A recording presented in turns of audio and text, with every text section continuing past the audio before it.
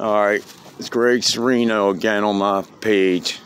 25 years of getting high, methadone, this and that. But I'm going to be on a different subject today. It's going to be called, If I Can Quit Getting High, So Can You. And it's been hard life. It's been a hard life for me. I'm 41 years old. I started using drugs when I was 14. I started sniffing dope. I started shooting dope when I was 15. I was selling coke, selling crack, smoking crack, shooting cocaine, and all when I was a teenager. First time I got on a methadone program, I was 21. That didn't work. I went to prison, came home. That didn't work. And I've been trying all these different ways. And then, I had a kid when I was 21. Her name is Peyton. She is 18 years old right now. I haven't seen her in 9 years because of drugs. I have 2 kids now. They're 2 boys. They're not with me because of drugs, but I'm working on getting them back. And, there's a lot of things you got to do with your mind to quit getting high. I'm actually walking to work right now. That's why I'm bouncing around and shit. But there's a lot of things you got to do with your mind, man. You got to really. The number one thing is you got to want to stop. If you don't want to stop, you're not going to. You're not going to stop at all. You might stop using so much. You might cut down. You might do this, but it's always going to come back full-fledged and worse than it did the last time. You actually got to want to not do drugs.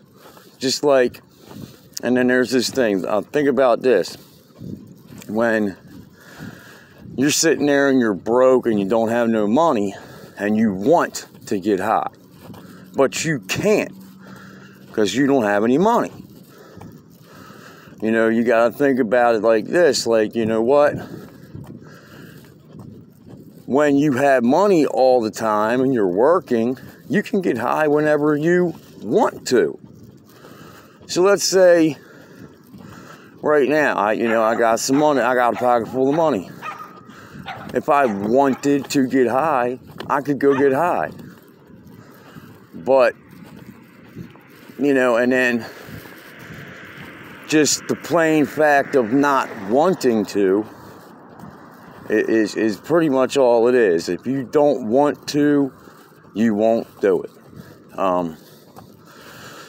And then comes in all the variables, the things that you start getting disgusted with. You start getting disgusted with the way you look. You start getting disgusted with the way you're living. You start getting disgusted with always getting pulled over with no license.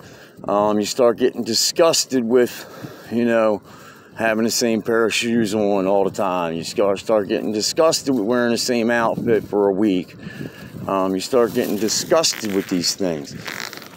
And then I think it actually comes to the point of being disgusted as to where things really start to change. Because, I just got disgusted. It's only been about 2 weeks now. Once I started figuring out how shitty methadone programs are, and I used to date a girl that was on a methadone program, and she gave me all the inside scoops on it. She gave me the fact that they come in there and they say, "Hey, Miss Jones, if you get 10 of your clients to go up 10 milligrams this month, we'll give you a $100 bonus at the end of the month. If you give out an extra extra 1,000 milligrams you dispense to your clients, you get an extra $500 on your check. And that's because when they go to order this methadone and shit from the government, you know, they tell the government, well, hey, you know, government funding place, we dispense 500,000 milligrams of methadone a month. So we need enough money to purchase this much methadone. And then we need enough money for whatever else we got to do. So if they're giving out $100,000 milligrams, they're going to ask for 100,000, you know, enough to buy 100,000 milligrams of methadone. So why wouldn't they get bonuses? So these people are trying to keep you on this methadone shit just to get bonuses, to make money.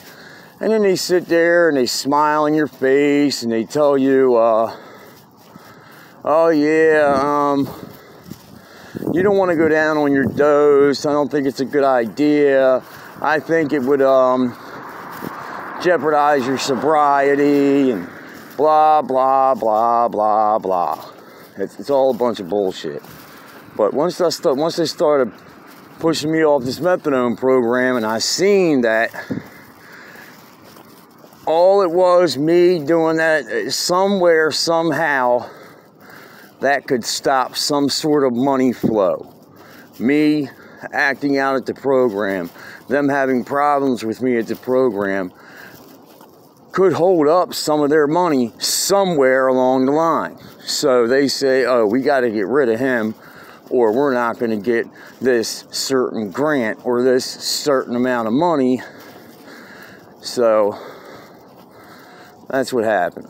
But anyway, you know, I've been 2 weeks off of pretty much everything. I've been drinking a little bit, and I've been coming down off methadone. But it's only because I want to. I meditate in the morning. I think about good things. I try to manifest my own future. It's called manifestation. It's called, I forget what it's called, but you can actually sit there and concentrate on something so hard that you will actually make it happen. It will actually, you can make your own future. And I've been concentrating, and now I've been concentrating on being clean, and I've been thinking about how I don't want to do drugs anymore. I just don't want to be a drug addict no more. And now it's finally happening. I mean, it's been a couple weeks. I don't want to smoke crack. I don't want to shoot cocaine. I don't want to shoot heroin. And all I do is get up and go to work. I want to try to make my boss happy to get more money. And then here it is. Side jobs are falling in my lap. I've been homeless for the past 3 years. And I'm finally going to get most likely get an apartment this weekend. And, you know, there's people out there that, you know, are just like me.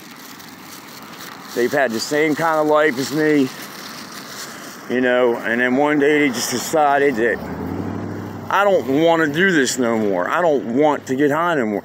And they just stopped. But I tell you, meditation is a very big part of it.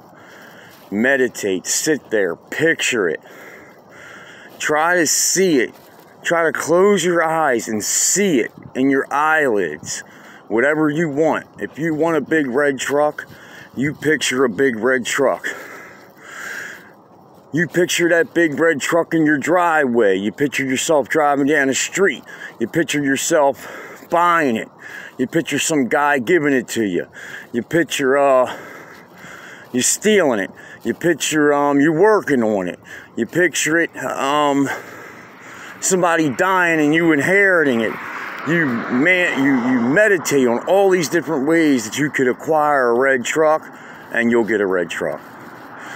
And you keep doing this, and it'll happen. It's gonna happen. It will happen for you. I'm trying to get more seasoned on it. I'm trying to find people that, you know, use this themselves to see if I can, you know, to see what I can do to get better at it. I want people to try to post on, like, subscribe to my videos or something, you know, send me a video or send me a comment and let me know if they've done the same thing or if they do, because it's only intelligent people that can do this. Some people are just not intelligent enough to understand my concept of what I'm talking about.